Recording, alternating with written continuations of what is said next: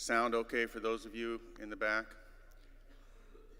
My name is Steve Tozer. I'm the founding director of the Center for Urban Ed Leadership at the University of Illinois, Chicago. Since we started our EDD program at UIC, in part with Wallace Foundation support for the University of Illinois, Chicago, and for Chicago Public Schools, we've put over 205 principals into urban schools, principals and assistant principals, 75% of them principals. We're very grateful to the Wallace Foundation for the work that it's done in the state of Illinois, and we're grateful to them for the work that they've done to put this panel together of very different perspectives on where we're headed in terms of the future of leadership and leadership for the future and meeting the needs of the next generation of schools and students. We have panelists coming from very different sectors of our work. We're going to begin with Steve Murdoch from Rice University, who's going to share with us some data that is somewhat sobering as we think about the extent to which we're meeting the needs of our students. And I want to begin by saying the following. Even though we now know with no doubt that a really strong principal can dramatically improve student learning in schools that are high poverty, in schools that are high minority, in schools that have high student turnover. Most schools in the United States are not improved by the principals that are currently in them.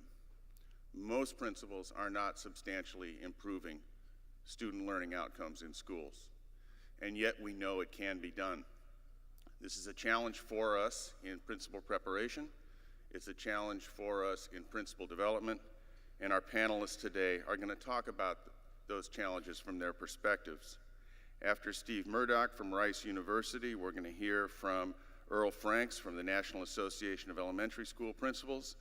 Thirdly, we are going to hear from Andy Cole from the Wallace Foundation, which has been the leading philanthropic foundation in the country at sustaining its efforts at trying to improve principal preparation and development in America's schools.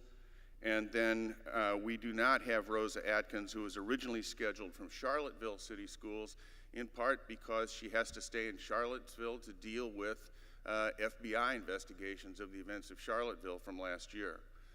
She was planning on being here, and she regrets that she cannot. We have pinch hitting, a recipient, yesterday's recipient of the Lifetime Achievement Award from UCEA, and that's Dr. Pedro Reyes. And Dr. Reyes will, in fact, be our first respondent as we listen to our first three panelists. We're going to keep our panelists' opening remarks somewhat spare. I'm going to lead with a few initial questions. Then we're going to ask audience members to come to the microphone and raise questions, challenges, and concerns that they have so that we can actually generate a strong dialogue here in the room, and I will try to moderate that dialogue. So without further ado, Steve Murdoch, would you get us started, please?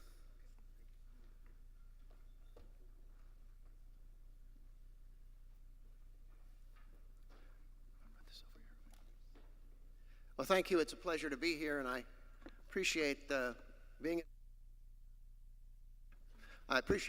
invited and given a chance to talk to you about some very important things that I think are which are the demographics that are underlying these factors. I want to say that I once had a small town that I was doing a presentation in, and the gentleman that had been given the job introducing me had gotten ill at the very last moment, and so a new guy got up and he said, you know, Dr. Murdoch's done a lot of things, done a lot of rural things, he's done a lot of urban things. I guess he's best just seen as a rural and urban demagoguer. Well, I'm not trying not to be a demagoguer today, but I do want to talk very quickly about some demographic changes which are taking place, have been taking place a long time in Texas, and we're still trying to respond, I think, adequately to those. This simply shows the phenomenal growth that we have. I like to say that in every period of time since Texas first allowed the U.S. to join it, we have grown more rapidly than the country as a whole, and that continues. We have some unauthorized persons in the United States. They are not 30 million. They are not 40 million. Everything we have says they're somewhere between 10 and 15 million, and we have somewhere between about 1.5 and 2 million in Texas. This simply shows where we have been in terms of numerical population increases. You can see we have led the country in terms of this particular pattern. And when you look at it in terms of the United States as a whole, look, we see Texas again is at the very top in terms of overall growth. What that means to me is we can expect that the number of students we will have will continue to increase over time. This simply shows the percentage chart, and I want to tell you there's really only one reason that you're looking at this chart. I am a native of the great state of North Dakota, and I never thought I'd see North Dakota at a chart on population increases. This is a chart that's important to look at for a couple of reasons, and I know it's complex, but just look at the numeric change. And we have New York on this slide, we have LA on this slide, much larger in total population, but you notice that with the largest numerical increases in this most recent period of time, the first was Dallas, the second was Houston, and you can go down a ways and there's Austin, and you can go down a little bit farther and you get San Antonio. We are having phenomenal growth in the state of Texas, again, in terms of population, and a lot of that growth is more diverse than we've had before. This simply shows percentage change. You can see that Austin, and some of you from Austin, you can see a phenomenal rate of percentage change of about 29% in terms of total population. I'm going to skip these. These are the MSAs. You can get those. This is simply where our population is, and the blue means growth and red means decline. This is the non-Hispanic white population, the Anglos. The Anglos are basically in the triangle of Texas, from Dallas on down to San Antonio and go over and pick up Houston. This is the Hispanic population. Notice the difference in blue between this one and the preceding one. That is because the future of Texas is tied to its minority populations. And in a very real sense, how well they do is how well we all will do. This is the African American population.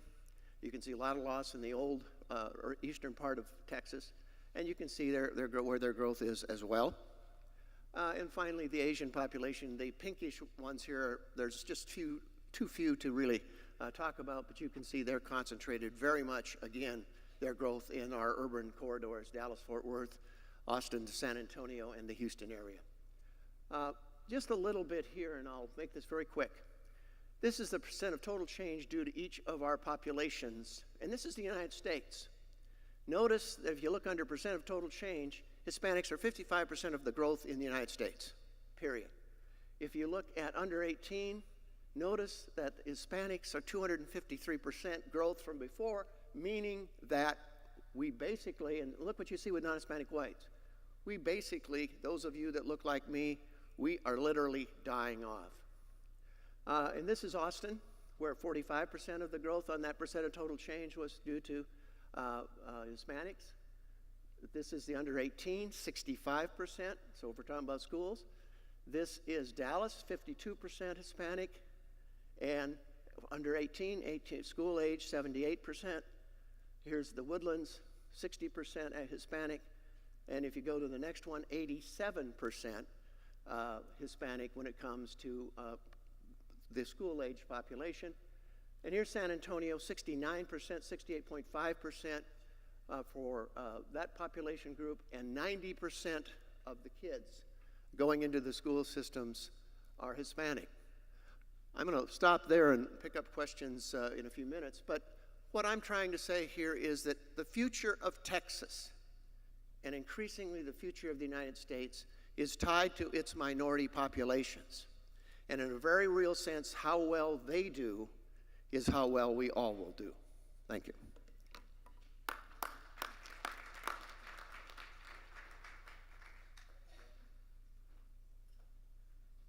Thank you for that start. Second, we're going to hear from Earl Franks. Earl's from the National Association of Elementary School Principals, in fact, Executive Director, correct? Pardon me?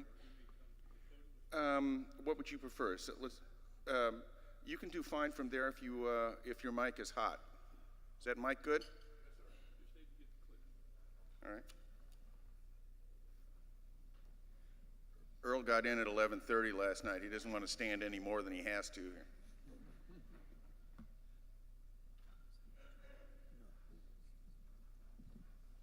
Well, good morning. I'm excited to be here and part of this distinguished panel. I made it in at about 12:30 last night. My luggage, unfortunately, didn't make it, so I don't look as nice as my colleagues, and I apologize for my appearance.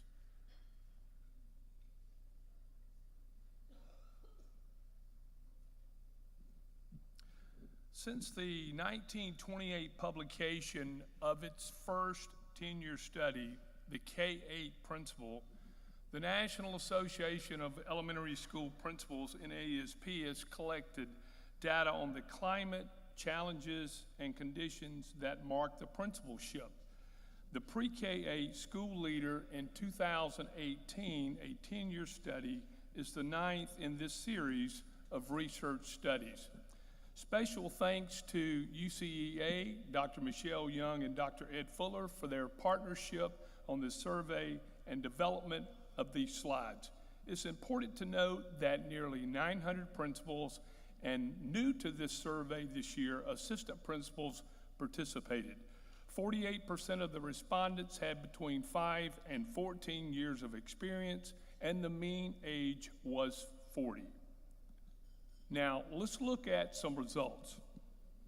As you can see in this slide, the top ranked concern for responding principals and assistant principals, almost 74%, was addressing the increase of students with emotional problems.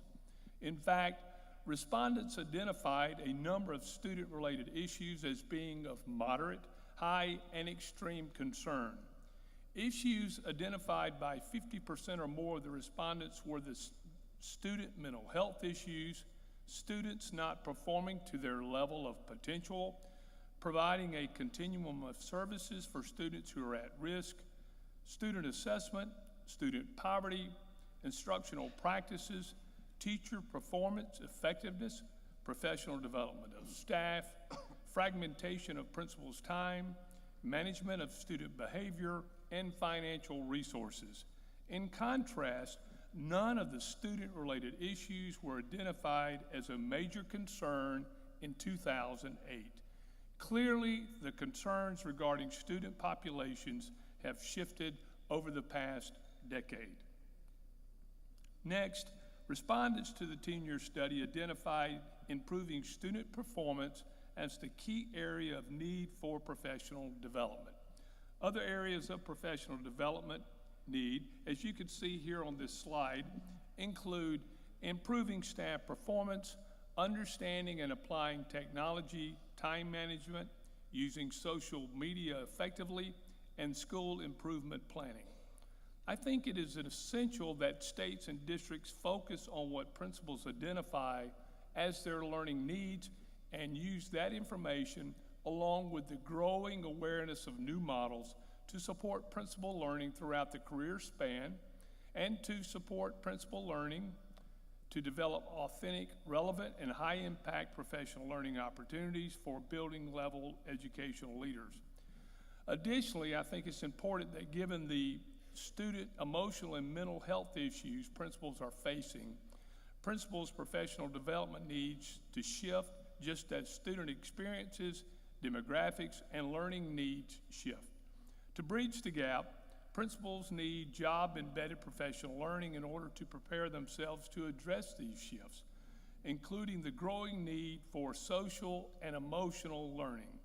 Even when principals understand the critical importance of SEL, they need training and development in order to enable teachers and other support staff to integrate social and emotional learning into the school curriculum. This type of learning should not feel like an add-on. Principals need guidance in choosing the best SEL programs to fit their school needs. And finally, related to preparation, experience, and support, respondents overwhelmingly indicated that practical experience as an administrator and as a teacher was the most valuable influence on their success. Other types of preparation and experience to include graduate education internships, local professional development were recorded at less than 40% as to very valuable. Not seen in the slides today, but as with prior NAESP 10-year studies, respondents conveyed the message that they find the work of leading schools to be gratifying. When asked if they would do it all over again, the majority agreed that they would and also would recommend that principalship as a career to others. This is the best news our survey can report. The complete survey results can be found on our website, naesp.org.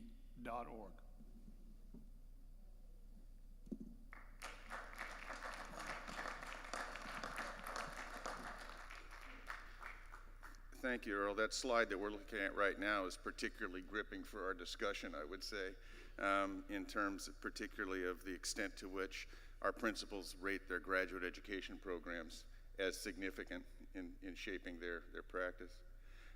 Andy Cole is a longtime member of the Wallace Foundation team.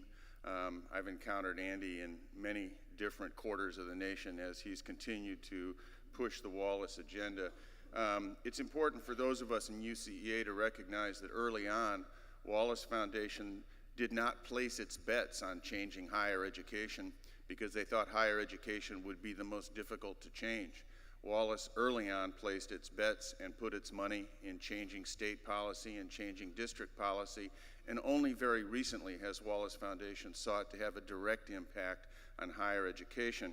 We have several members of the panel here from higher ed who are going to comment on the future of principalship from the higher education perspective. Andy, why don't you talk to us for a few minutes about why it is that Wallace has taken the position that it's taken over time, and where Wallace is right now with its thinking about having an impact on the future of principal preparation and development. Thank you, Steve. The Wallace Foundation has been involved in about 2 decades in a focus on principals, and the reason the focus on principals is, well, actually a little bit of the history of Wallace. It was actually Reader's Digest Fund and changed to the Wallace Foundation. And that goes back to some issues that were important to Reader's Digest, which were literacy, clearly, and education, especially for disadvantaged in the nation. So we felt that the leverage point for making change was actually the principal. And as we began to spread our work over time and done research, we found that that is actually the fulcrum that we believe can make significant change. But as we started the work, we actually do our work in 3 different phases. One phase is understanding the context, and I think Earl's piece just earlier really gives you some understanding of what the context of the work can be. The second thing is we've actually put investments into practice, and over the last few years that practice has been looking at things like the principal supervisor initiative and also principal pipeline.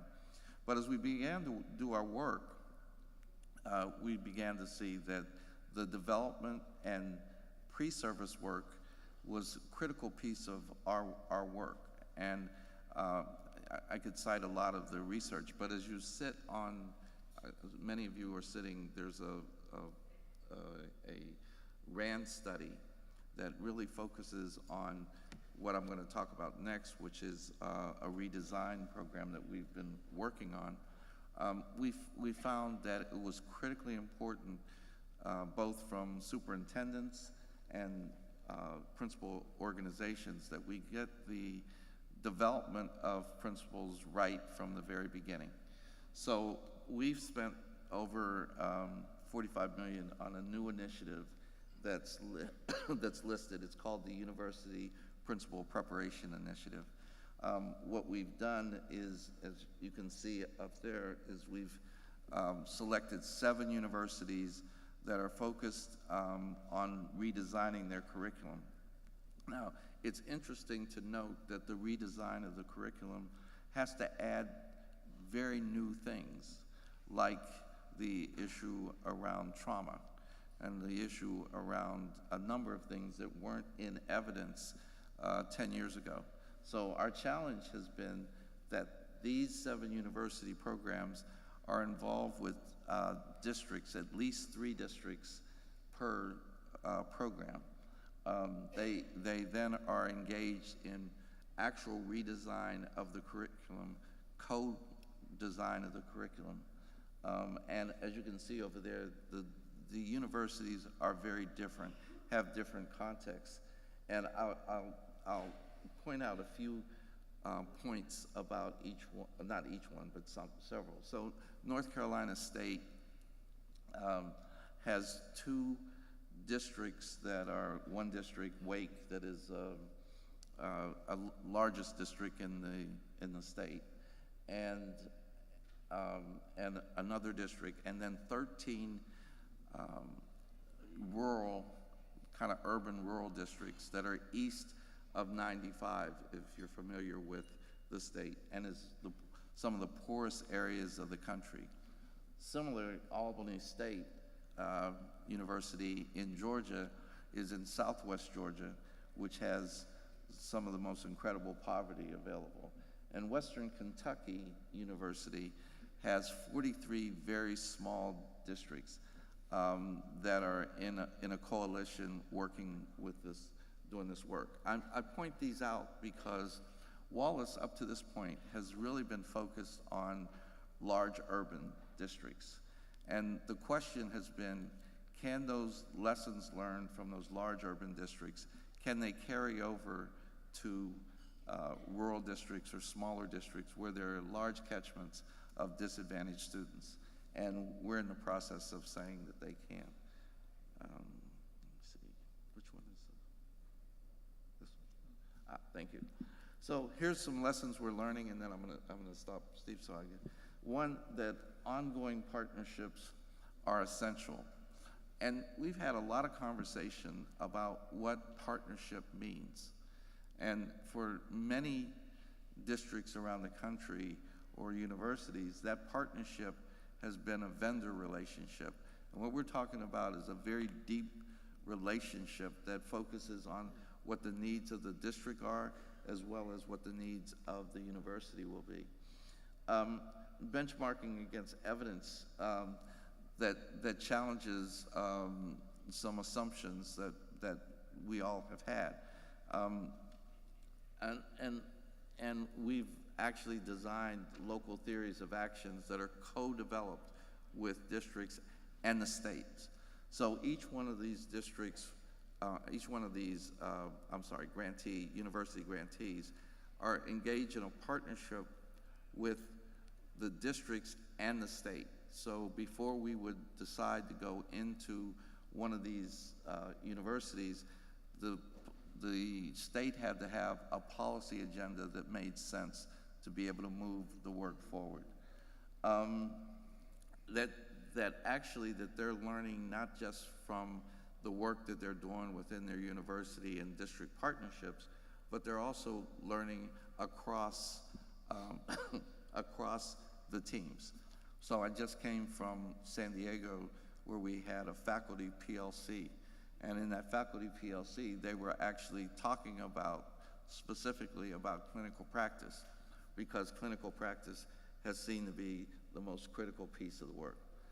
And that finally, you have to have somebody that honchos the work, that they actually are in charge of this and has the blessing of the university hierarchy as well as the district. So I'll stop there, and then Steve, so we can go to questions. Quick appreciation of Andy's contribution there, so thank you.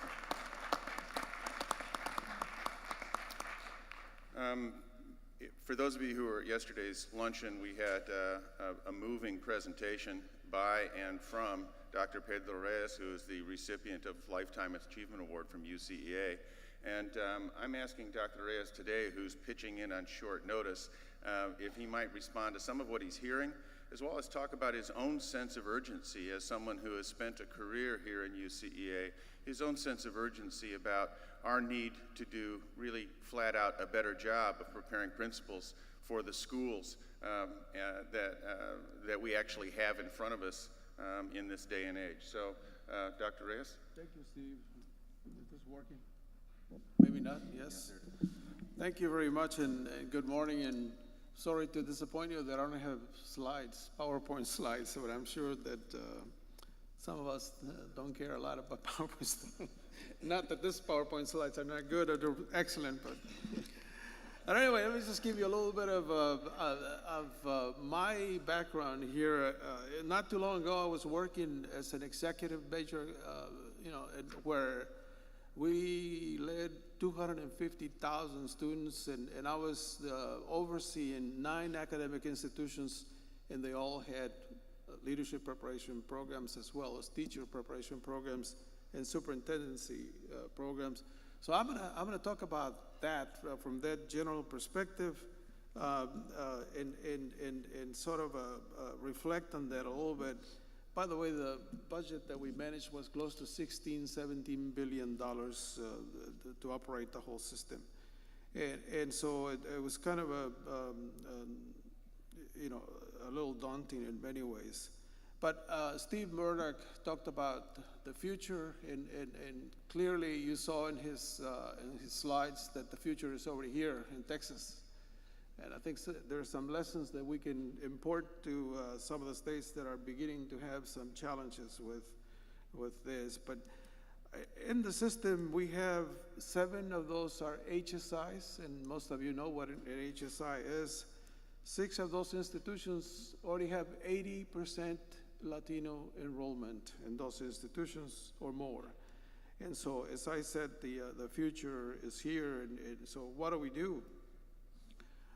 And seeing and overseeing some of these institutions, one of the things that I think we need to start thinking about, Steve, and you asked me to react to some of the ideas here, is that we need to start rethinking the self-selection process that we use for leadership preparation programs. I don't think we can afford anymore to just wait and anybody at random could come in and want to be a principal. I'm not saying that we should close the door to that side, but I think we need to be very careful about this and reimagine this particular piece. I think Steve Tozer talked about a lot of graduates not being able to do much. In fact, I mean, we've been working with DISD and HISD and the large urban schools, and they are clamoring for us to come in sort of help with a lot of folks who were certified as principals, and yet they're just in the pipeline, and they are not really good at what they do, and they are not able to promote them. And why we have a lot of fly-by-night operations? Let me just be frank and honest about that. We have a lot of people who come with sort of a check-the-box idea that if you do an online program, that's going to do it, and you get 36 hours of coursework, and that's it. And you go to the system, you go to the school district, and that doesn't work. I mean, the reality is different. So I think we got to rethink. We got to think about that. We have a responsibility in many ways, a social responsibility to really address these issues. One of the things that we got to do is, and I think Andy mentioned this very clearly in his presentation, is we got to have real partnerships with the school districts. And real partnerships means that they are involved in the selection of the students. Of course, they do understand what they need. And they got to be involved not only in the selection, but also in the co-teaching of the curriculum. Many times, some of those programs, they just go in there and they say, we'll prepare you for $10,000 or something of that sort. And the outcome is what Steve mentioned here, that we have graduates who are not able to do this at all. So a real partnership is necessary to develop the curriculum, to do some co-teaching, to work with you. As I said, the selection, and I think one of the most important pieces that we're embracing, at least at UT Austin, is full-time residency. We got to have training on the job, at least for a whole year, so that students would come out there understanding the local theories of action, as Andy mentioned, to understand the operating procedures and everything else in that specific district.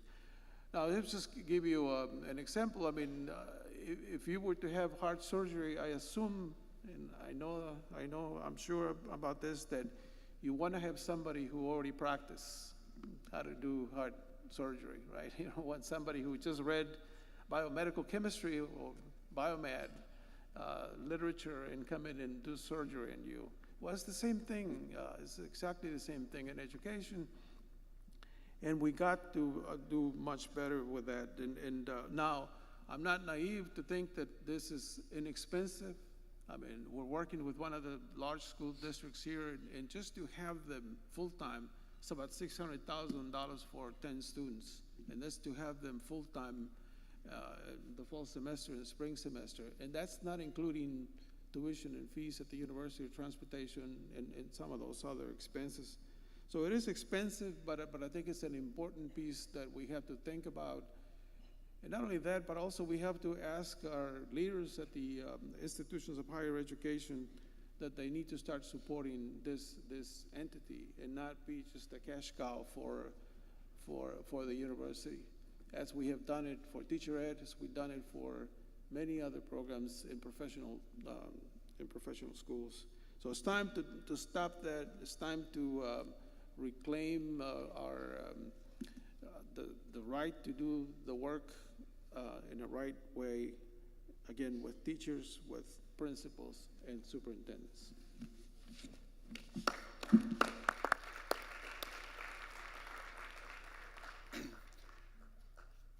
For this next portion of our session, what I'm going to do is begin with a couple of questions of our panelists. We will not ask every panelist to respond to each question, and then I'm going to ask those of you in the audience who would like to raise any issues to do so. So let me begin by just saying a word or two about the systemic nature of what we're facing. In Illinois, we've recently completed a study that shows that, and by the way, Illinois is the single most demographically representative state in the nation. We look more like the rest of the nation demographically in terms of ethnicity, poverty, and so on than any other state does. So we can always see how the nation is doing by looking at how Illinois is doing because, for example, on the NAEP scores, we're a perfect match for the trends on NAEP at all grade levels. And what's interesting about Illinois is if we look at the student performance, it's No Child Left Behind.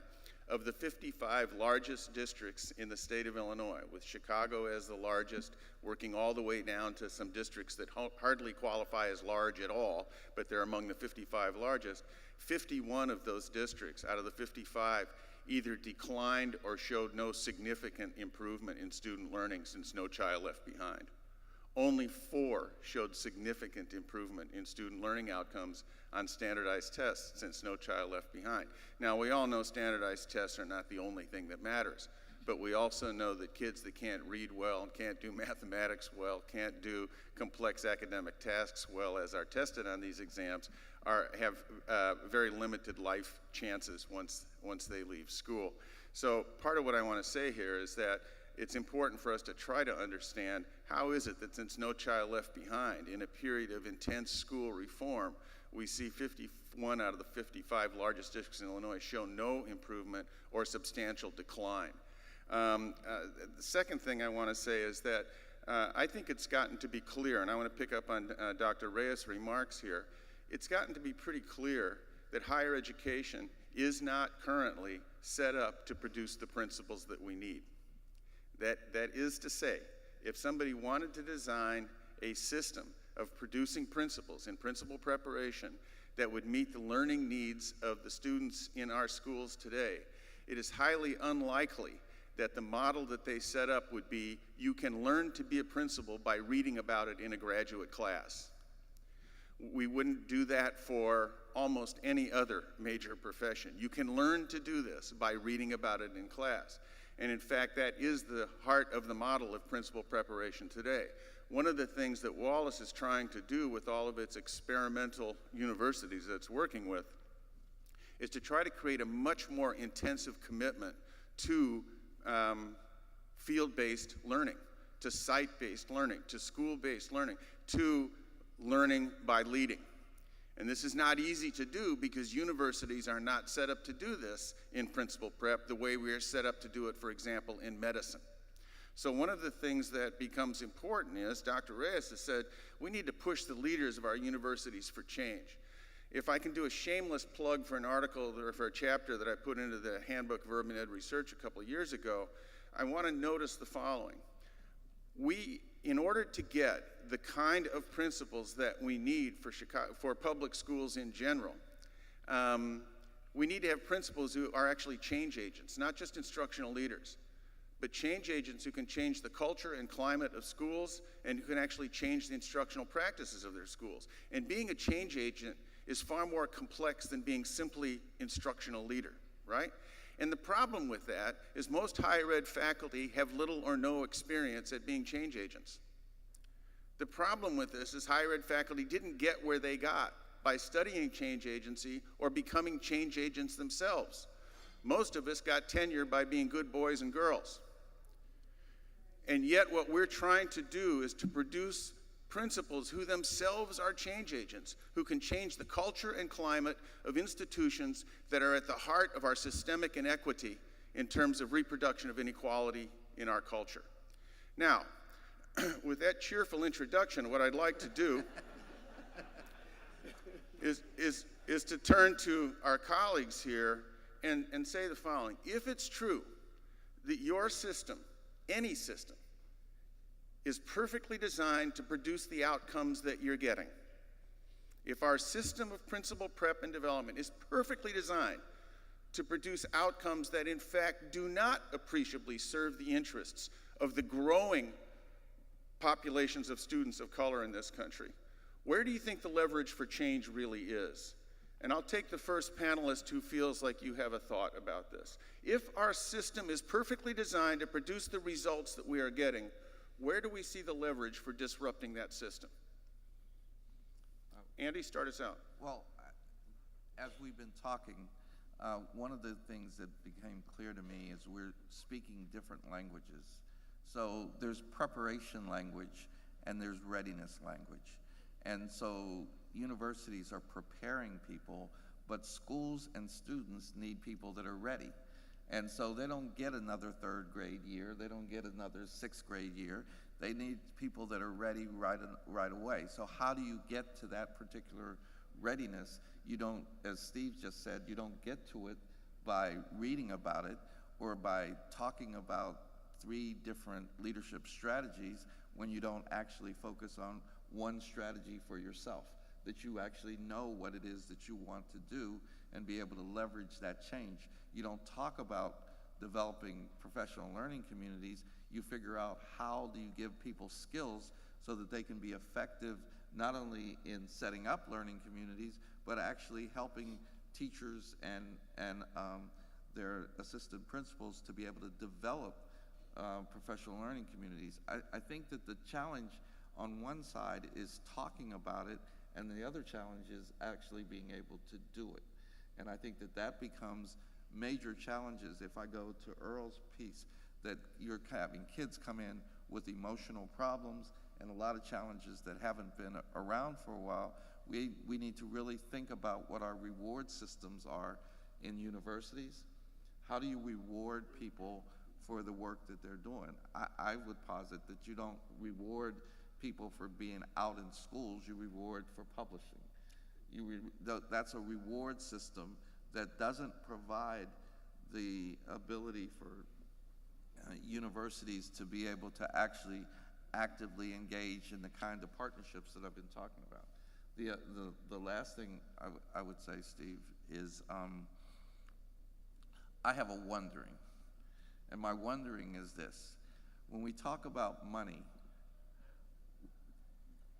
and how much it costs to change programs, I'm wondering, so what happens if those demographics issues, there's an inevitability to demographics, that these demographic issues stay the same and performance stays the same, where are universities going to get their students from? So I'll just. Well, obviously, they're going to need to get them from the other educational parts of the other educational system.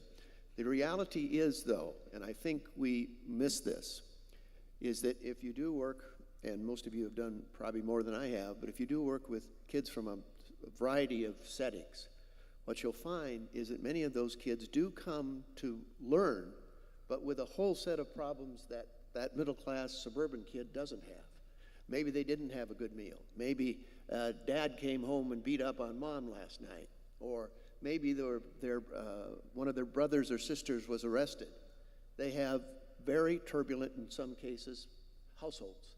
And it's very difficult to worry about whether you're going to get your algebra homework done when you're in those kinds of settings. And the reality is that the socioeconomic parts of those settings need to be addressed by us. And I don't mean by that we can go around and give everybody money, but we need to realize the nature of the challenges that these kids have and probably get more inclusive in what we teach courses on and what we teach kids. And I don't mean by that purely academic, but so that they can they can compete in the real world that they live in. We academics, and I'll speak only for myself, we're great at creating perfect worlds that everybody should be from. A lot of these kids have no way to get to that perfect system, so they get what they can get. And that's something which requires, I think, that we get down more in the day-to-day kinds of things with working with their parents and so forth, to the extent that we're not that we're meddling, but to the extent that we can see the holistic factors that these kids deal with. Yeah, for me, this also raises a term that came up in several remarks, and the term had to do with partnerships. So let me go back to that data from the state of Illinois. Of those 55 districts, of which the vast majority showed stagnation or decline, actually the majority showed slight or severe decline, since No Child Left Behind in student performance. Of those 55 districts, the number one performing gaining district was Chicago Public Schools. And Chicago Public Schools in that time had roughly 80, give or take, 85% minority and 85% low-income kids in the schools. And yet, Chicago Public School kids are facing exactly the kind of things that you're now talking about. And one could argue that we in the leadership community could not have learned how to begin addressing the needs of those schools without a partnership with Chicago Public Schools. That partnership is now 22 years old, and the best way to describe that partnership in school leadership for us is we're in their business and they're in ours. And sometimes to a point of great frustration for us, because many of us got into higher education because of the glorious autonomy that it offers. And working with a public school system puts real serious limits on that autonomy. And yet our partnership with Chicago Public Schools has enabled us to get better and better at addressing the needs of the very kids and families that you're talking about. So while on the one hand we recognize those kids are up against that, on the other hand I want to say we can learn how to deal with that, and the evidence is there that we can. So this raises the question for me, and I'm going to call on Dr. Reyes to give his comment whether or not it responds to this question, but to what extent are the kind of partnerships that our folks raised in the panel, to what extent are those sorts of partnerships actually crucial to our improving the quality of principalships that we put forward? I want to go back to Earl's slide that shows that principals showed that they learned most of what they learned by leading, not in their graduate programs. So I'm wondering if partnerships are a way to get at that.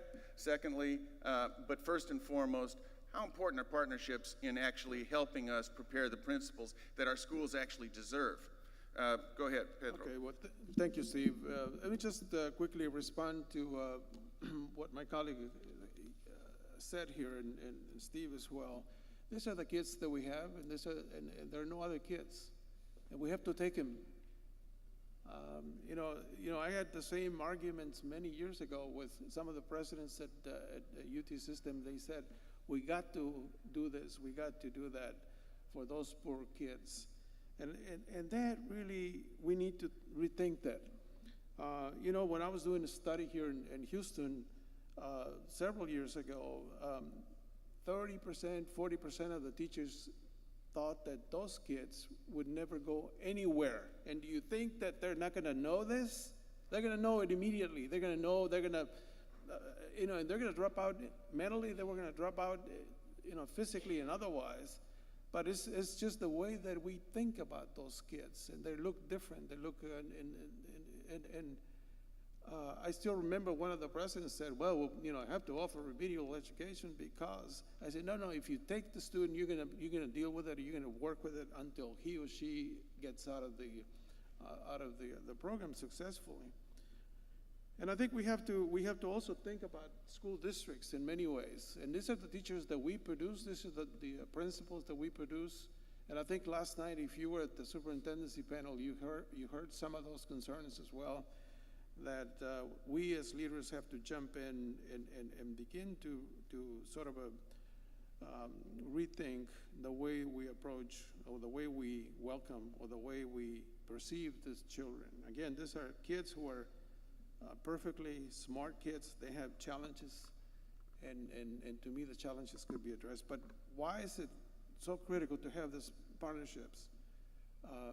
Obviously, we live in this, at least in Research One institutions, this publish or perish mentality, and that unless you bring $1 million here, $1 million there, you're not thought of as a competitive type of faculty member. And to me, that's an important piece. And Andy, I don't think Andy is saying that we should not be doing research. I don't think he's but I think we ought to do research just like in the medical school does it, right?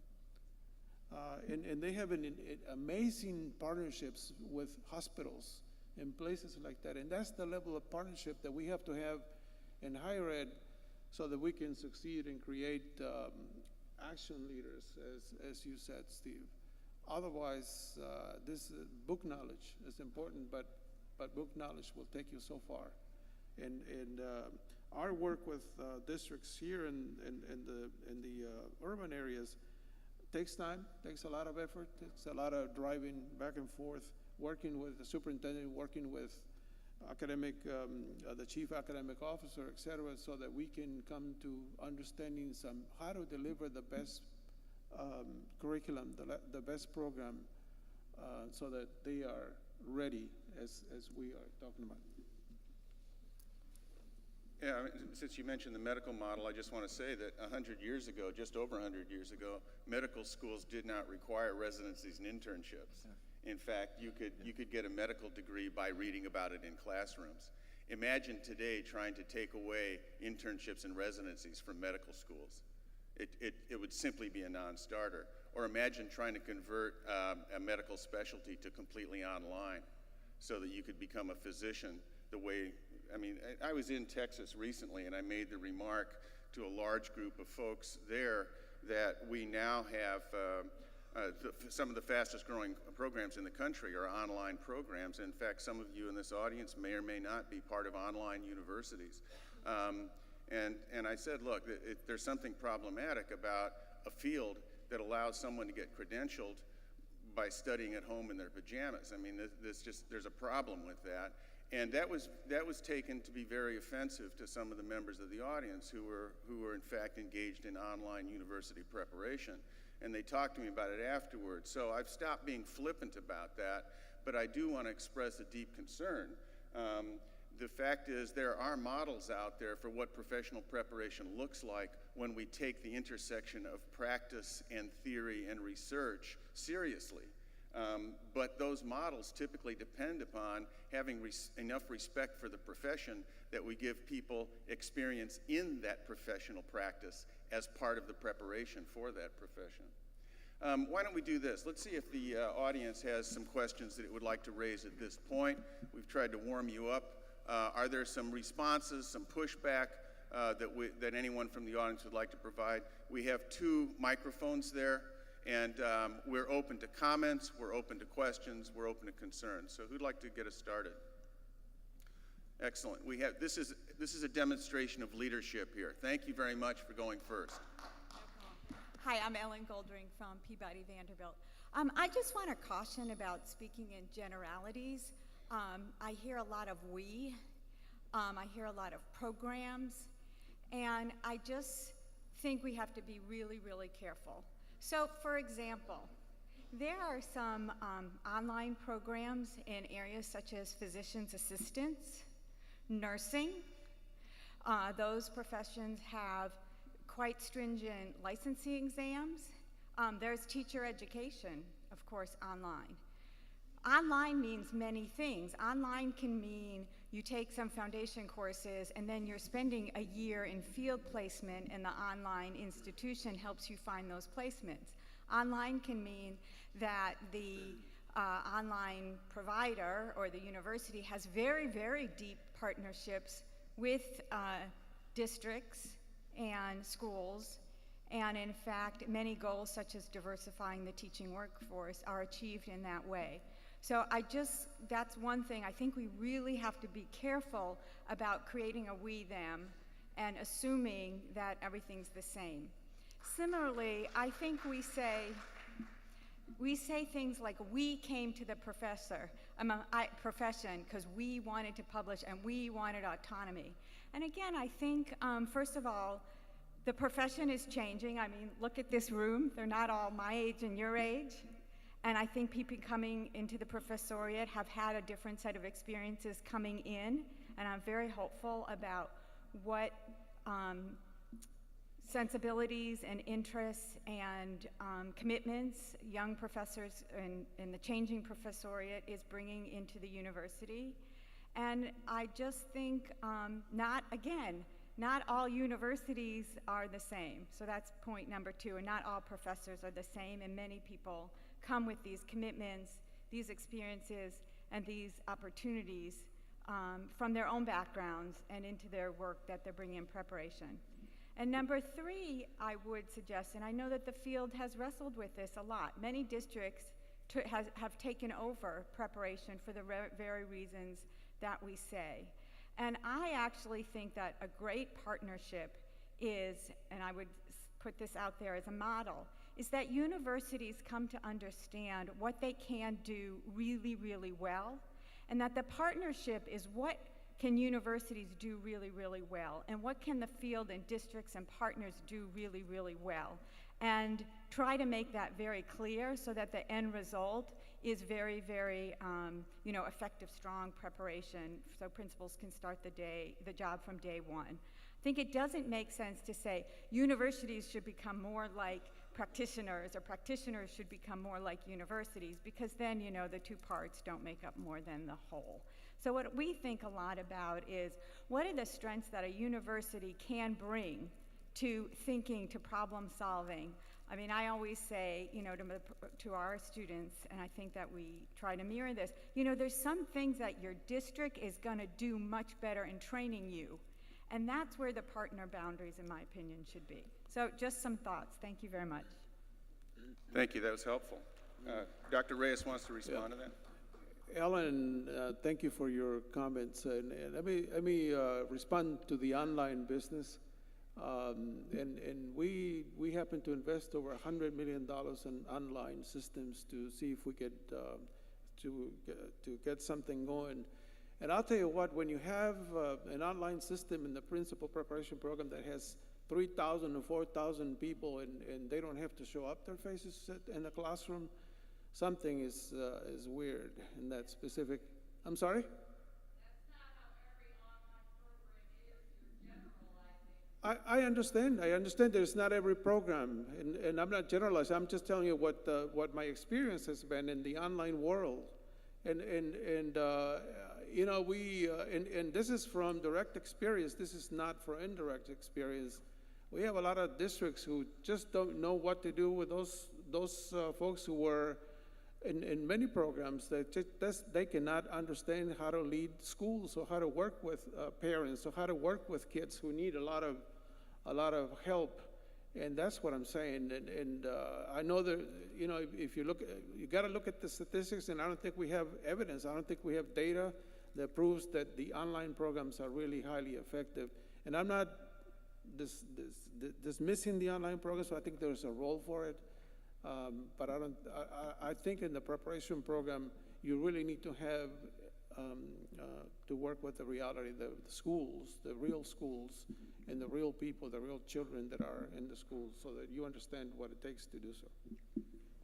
I'd like Andy to respond to just one piece of that, which is the following. Part of the Wallace project right now is to, in fact, make programs very self-conscious about the evidence question that Dr. Reyes just raised.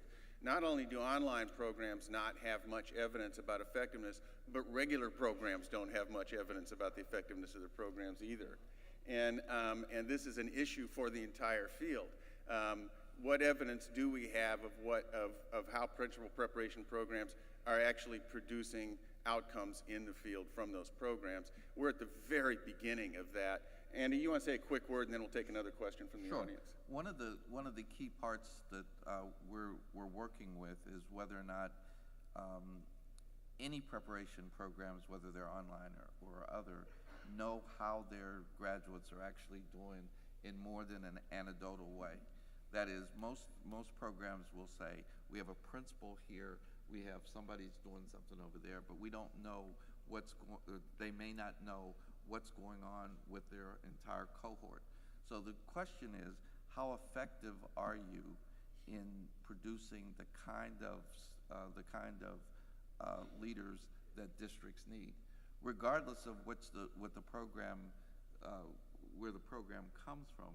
But I want to take the last last point.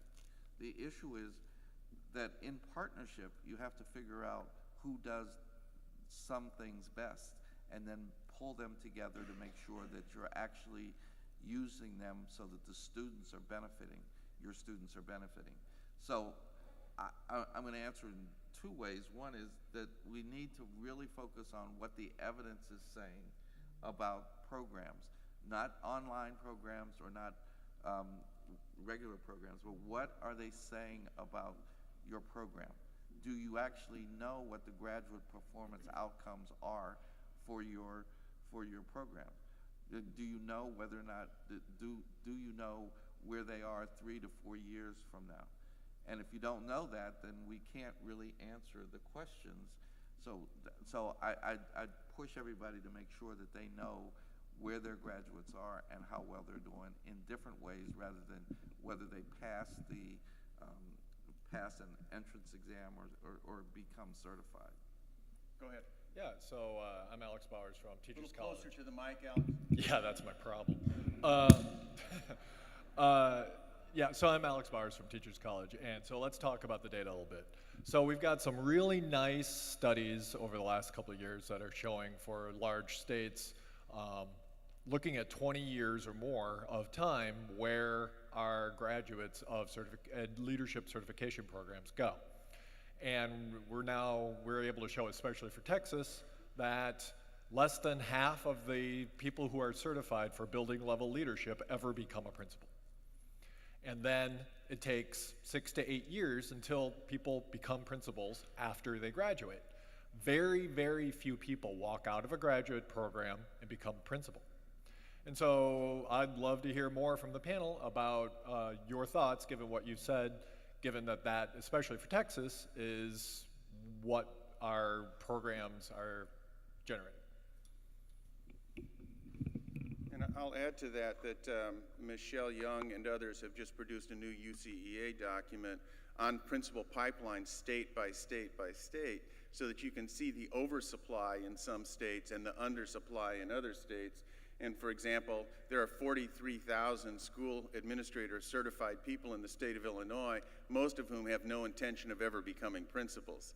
And this is replicated in other states as well, but some states simply don't have enough candidates. So what about this issue that we have a field that's producing credentials for people, many of whom are never going to use that credential for the position for which it was intended?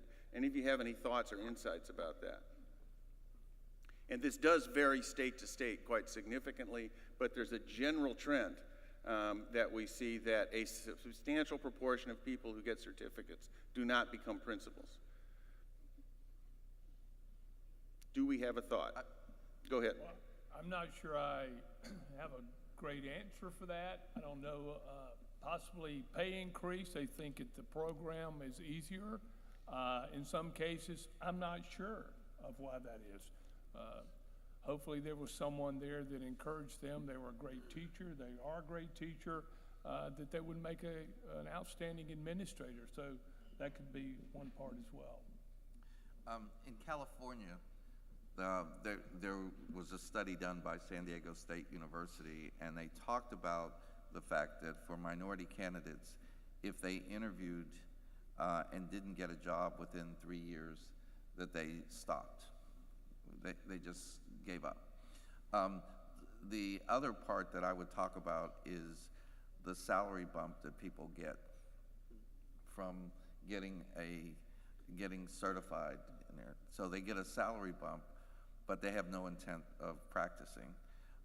That's a critical piece in terms of human resource development, that you actually that districts are actually paying money to, in some cases, paying money to help them get degrees, and they have no intention of practicing and only take the salary bump. I think this is a serious concern, because again, when you look at figures, you have a number of people that seem to be ready but have no intention of moving on, and they're taking spaces that other people could possibly take in terms of moving forward. Yeah, I mean, one of the things we have to do is go back to that statement that your system, any system, is perfectly designed to produce the results it's getting.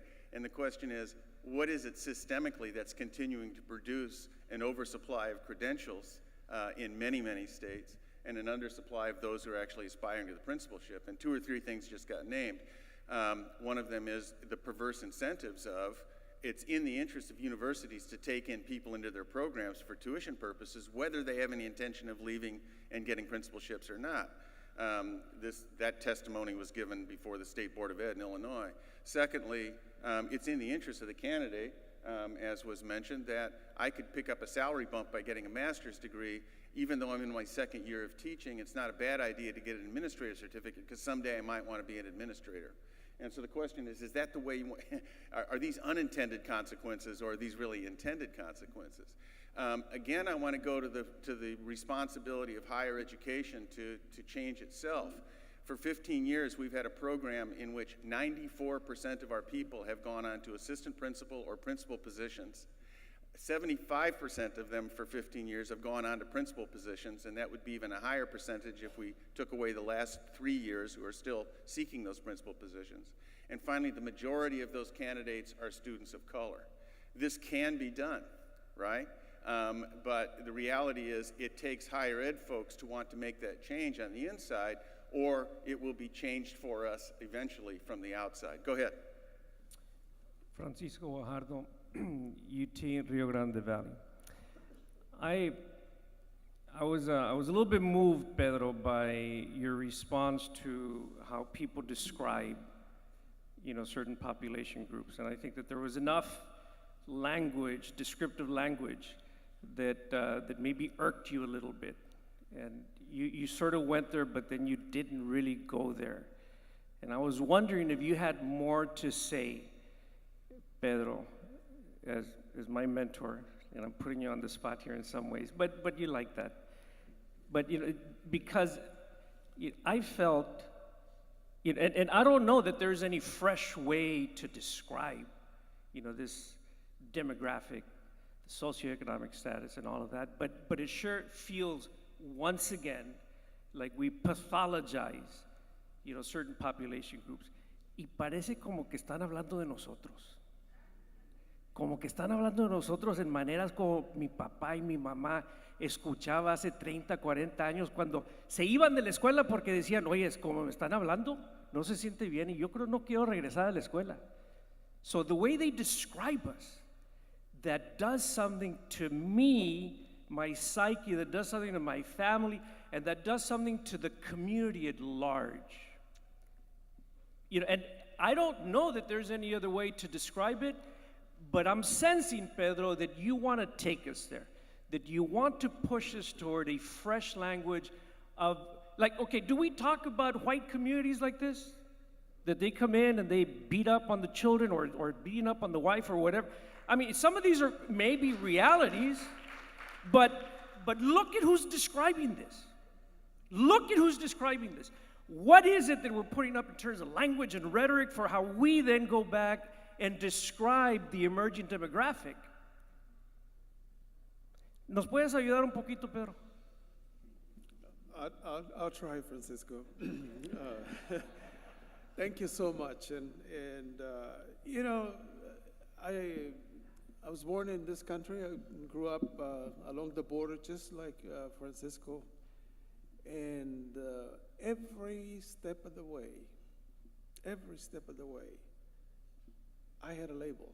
I was walking with a bunch of labels. And one of them, and I think 25 years ago, I think I talked about this. The counselor, who was Mr. Norris, I still remember him. He brought me into his office, and he said, "What do you want to do when you grow up?" And I said, "Well, I'm thinking about the university." I said, "Are you kidding me? I mean, seriously." He said that to me. "I think you would be really good to be a carpenter." And I said, "Oh my God, I mean, I'm so lousy with my hands. I don't even know if I can do that. I mean, I'm not saying that it's not a bad profession or not, but that stuck with me over and over. And you move on into different positions and there are sort of labels that come with it. And all I'm saying is that I think we got to start thinking not only about universities, because we promote a lot of that thinking in many ways, but also about schools, and how do we bring in teachers who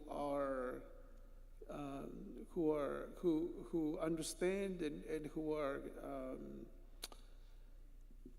are friends of children, and not so much about judging children and how children will perform or do, or the problems that they bring with us. As I said before, we are who we are, and we bring what we have, what we bring to the schools. And I'll tell you what, when you put together kids in kindergarten up to third grade, all the children really do well. All of them. The separation begins in third grade, when people begin to say, this kid cannot do this, and this kid cannot do that. And it's not only the kids, it's also the administrators, the principals. I had a principal who, I'll tell you what, just because I spoke Spanish, he really put a mark on my friend, on my here, a white mark, and I had to carry it the whole day, just because I spoke Spanish in the class, when that's my primary language. It's the language of my parents, the language of my community. And we've been here like 5 generations. So that's what I was saying, that I think we got to rethink the way we do, we prepare the principals, the way we prepare teachers, the way we prepare superintendents to bring that understanding that you got to work not from a deficit model perspective, but from an assets-based perspective, so that kids feel secure, kids learn. You got to bring in some of that funds of knowledge that Luis Moll several years ago talked about into the curriculum, into those kinds of things that resonate with children in their learning. So anyway, that's what I wanted to say, and I don't know if I'm answering comprehensively, but thank you so much. We have time for one more. Go ahead. Good morning.